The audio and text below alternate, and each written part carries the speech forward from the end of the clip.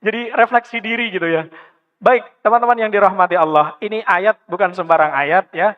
Ini ayat digunakan sebagai doping ya. Sebagai doping. Coba saya akan tarik sedikit ya. Beberapa di antara kita, Allah sudah mapankan secara finansialnya, secara statusnya, secara bla bla bla segala macamnya. Tapi karena dia belum pernah menikah, akhirnya dia tidak percaya diri. Paham maksudnya ya? Baru bener dikasih doping ayat ini. Antum, paham ya? Bisa dirasakan ya? Tapi lek urung siap, dari sisi itu namanya nekat. Beda orang nekat sama percaya diri itu beda. Beda banget. Wong raiso renang. Wis to, pokoknya nyemplungo. Iso-iso. Iya, Harus realistis ya, Tan, iya berarti betul. ya. Betul. Betul. Tapi ya lagi-lagi gitu ya. Ilmu Allah meliputi segala sesuatu. Kata Allah, wallahu wasi'un alim. Kata Allah, aku itu maha luas. Aku tuh maha mencukupi, maha memampukan. Percaya aja. Nah, tapi ini khusus bagi mereka-mereka yang memang memiliki semangat dan motivasi yang lemah. Bagi yang masih dalam kondisi banyak kurangnya, PR-nya masih banyak, finansialnya nggak jelas, fokus sama skripsinya belum kelar gitu ya. Ini yang satu belum kelar BTW. Terus kemudian kerjaannya juga kan berantakan tuh jadinya. Sama kerjaan dan kerjaan sama skripsi aja nggak balance. Terus kemudian tiba-tiba nikah. Aduh, piye yang ngomongi ini ya. Nekat itu berarti tadi ya. Ya, wong mbak tenan. Iku ambek wong Jawa iki ndak enake ngono. Aku pengen dadi wong non Jawa gitu ngomong blak-blakane. Awakmu iki rong layak gitu. Tapi kan dia gak enak juga. Akhirnya saya sepil sedikit sama yang bersangkutan karena saya ada kapasitas. Beliau juga yang putri itu adalah bagian dari anggota kelas saya bilangin, ini ada kemungkinan Mas ini akan datang ke rumah bla bla bla bla dan segala macam. Kata dia dijawab singkat, padat, jelas dan pedas. Nggak usah, Tat. Nggak usah, Tat. Jadi khalas. Saya juga aman ya. Saya membayangkan drama apa yang saya harus ucapkan, bridging seperti apa yang saya harus bawakan kepada kedua orang tuanya. Lak matiku tuh aku iki gorek. Ndak enake dadi comblang bab pranikah itu ya begini-begini iki. Semangat luar biasa, datang tanpa modal, nikah gitu kan. Insya Allah, iya kunu fukara yuhumullahu. Yaudah, ngono mas. Oke ya, baik. Jadi sampai di sini kita sepakati bahwa memang harus ada bekal-bekal yang dibawakan. Nah, bekal-bekalnya atau apa? Ini saya lompati sedikit. Bekal-bekalnya apa? Kalau di kita ada banyak ya, salah satu di antara, ini mungkin udah banyak dibahas di bab-bab yang lain, saya pun juga sering ngebahas tentang ini. Ada 3 bekal ya, tentang mental kita, ya, tentang spiritual kita, terus kemudian tentang mental spiritual, ilmunya, ilmu pranikahnya juga dibahas. Nah di bab ini klinik nikah Tulungagung yang kemudian saya bawa, ini adalah bagian kecil dari cabang-cabang klinik nikah yang ada di Indonesia, namanya Klinik Nikah Indonesia. Ada Klinik Nikah Tulungagung, Medan, Surabaya, Solo, yang jalan 4 ini. Yang lainnya la yamutu wa la yahya. Tulungagung terakhir saya closing di bulan Agustus lalu. Angkatan pertama, habis ini belum ada lagi kelas berikutnya. Karena kemarin saya nyepil kelas pasca nikah yang mula 1 sampai 5 tahun. Saya nggak jadi, saya nggak berani mundur. Sing daftar ternyata sudah banyak pernikahan yang usia 10 tahun ke atas. Dan PR-nya, penyakitnya mengerikan. Saya tidak mampu untuk mengatasi itu. Ngeri cah, betul. Saya saja nggak jadi, nggak sido wis kelas sing pasca nikah. Karena berat, berat. Contoh nih ya, ada salah satu pasangan yang mau ikut kelas pasca nikah, suami istri. Keren nggak sih? Pasca nikah ikut udah pernikahan lama, terus kemudian ikut kelas pasca nikah. Bagus itu, jarang-jarang ini terjadi. Dan mereka dia juga jadi aktivis. Wih, Delok kok ini malah envy ini ya. Lihat di shooting kamera ke sana itu baper semua ini teman-teman peserta. Ini complicated. Jadi kedua-duanya adalah kayak aktivis di pengajian sama begitu. Anak-anaknya sudah pada gede, udah pada sekolah. 3 atau berapa saya lupa. Dan kedua-duanya memiliki PR. Yang laki punya will. Will tahu? Ya. Wanita idaman lain. Dan yang istri punya pill. Jadi mereka sama-sama punya secondary status di luaran. Dan mereka masih bersepakat berumah tangga. Tetap tinggal satu rumah demi mempertahankan keluarganya, anak-anaknya, masa depan anak-anaknya. Waduh, gak mampu ini. Enggak. Ilmu saya enggak kuat, ini overdosis saya. Akhirnya kelas pasca nikah saya batalkan. Rencananya September kemarin itu, akhirnya enggak jadi. Bicim-bicim sih, orang kuat ilmu nih. Nah gitu. Ini artinya apa? Ternyata teman-teman, untuk bekal pranikah itu basic loh ya.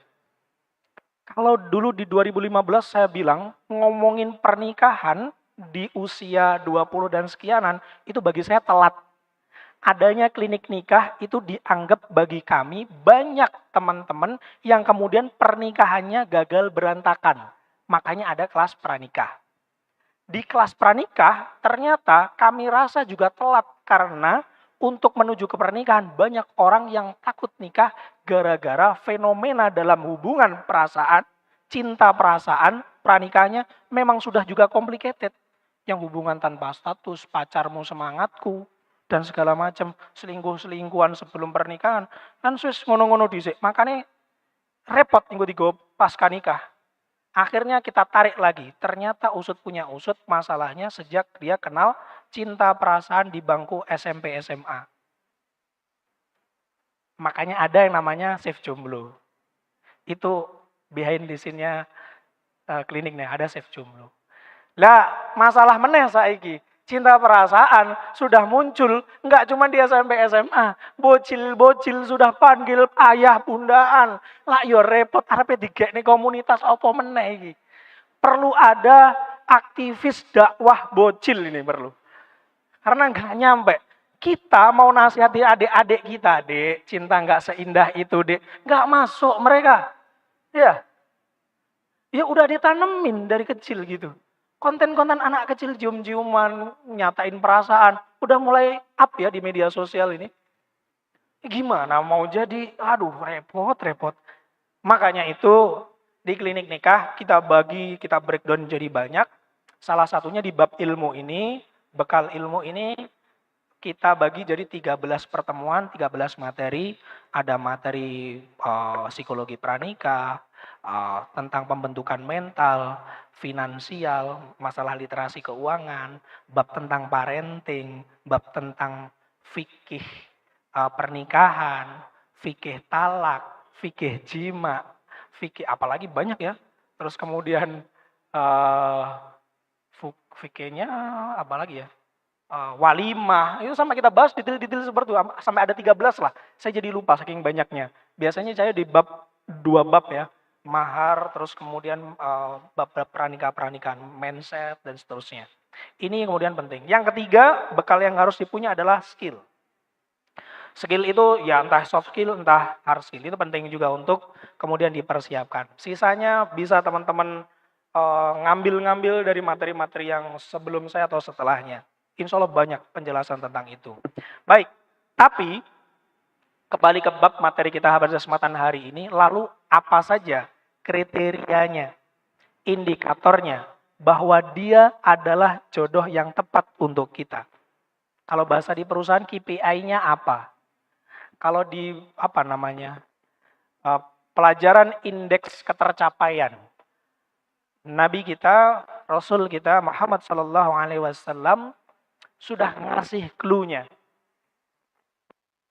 Tapi sebelum itu saya jadi pengen ngasih bridging biar agak nyampe. Teman-teman kalau mau beli HP, ini kan Kalau mau beli mobil kan kayak gak relate Mas Ian ya. Tapi kami masih masa-masa berjuang, Tat. Saya pun juga sama ini ya. Kalau mau beli HP, nih, kira-kira yang dilihat dulu apanya? Apa? Spesifikasi. Ya, apa saja bagian-bagian yang kemudian biasa jadi yang kenotis kalau mau beli HP? RAM, oh, kamera, chipset prosesor, ya kan? Terus apa lagi? Hah? Warna mungkin Tat. Apa? Warna biasanya kalau cewek-cewek. Cewek warna, ya kan? Hijau daun atau saya nggak ngerti warna-warna, black metallic atau putih apa namanya white moon, istilah-istilah sekarang kan warna-warna gadget kan macam-macam ya, blue ocean, ya, deep purple, yes.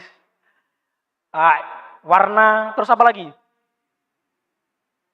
Kan kita pertimbangkan itu ya, bahkan kita tes antutunya, wes tahu tes antutu ya, ada kayak apa scoring gitu di website untuk kemudian ngetes HP kita ini bagaimana kualitasnya.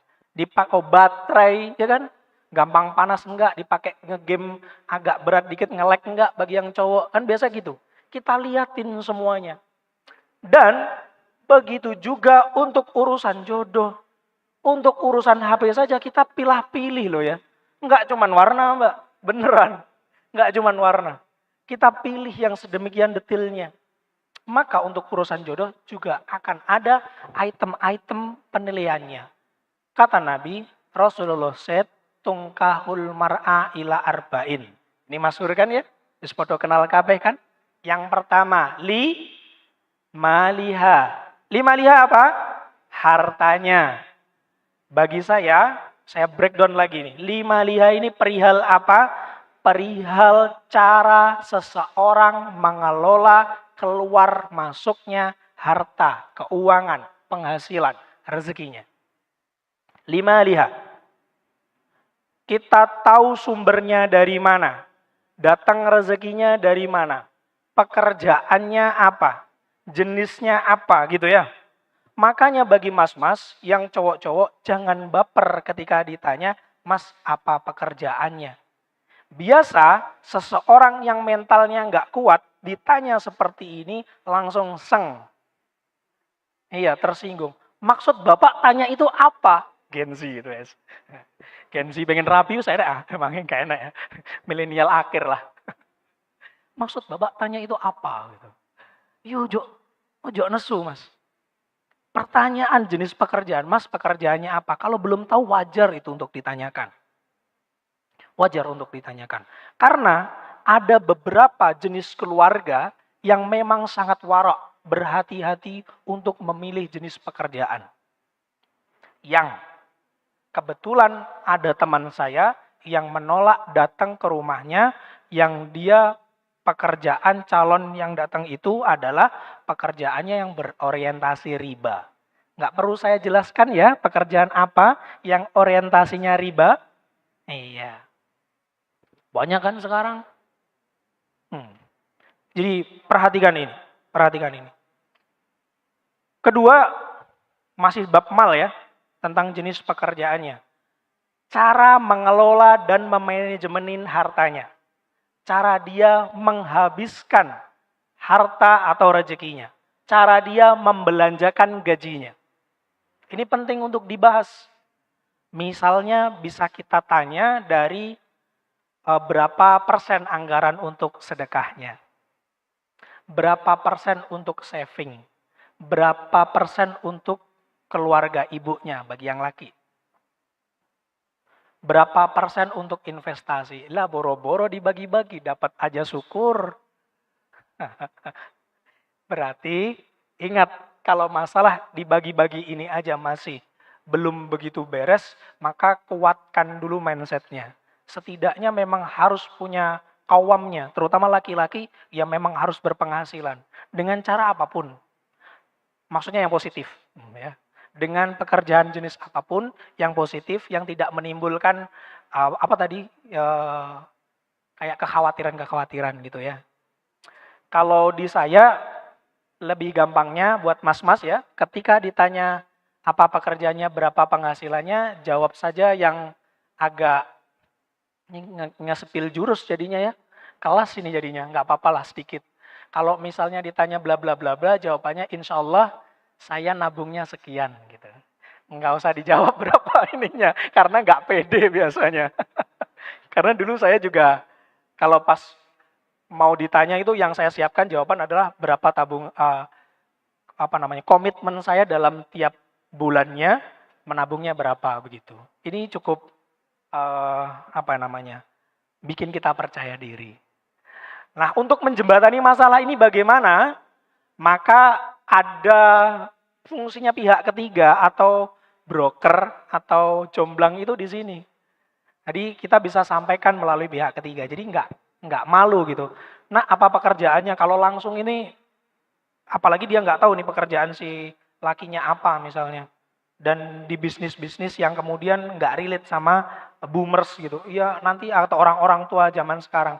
Ya nanti bakalan ada gap ya. Maksudnya masih loading mereka. Lebih baik pakai pihak ketiga yang bisa menjelaskan dengan bahasa yang sesuai dengan pemahamannya begitu. Jadi itu lebih enak. Oh guru. Murabi mungkin Tat Iya. kalau punya murabi. Iya murabi. Murabi ada gajinya. Mantap itu ya. Mantap itu. Nah, dan semacamnya. Tapi ada yang kemudian kalau dulu tuh ditanya, ini kebetulan bukan sama mertua ya, kesalahan sama bapaknya sendiri.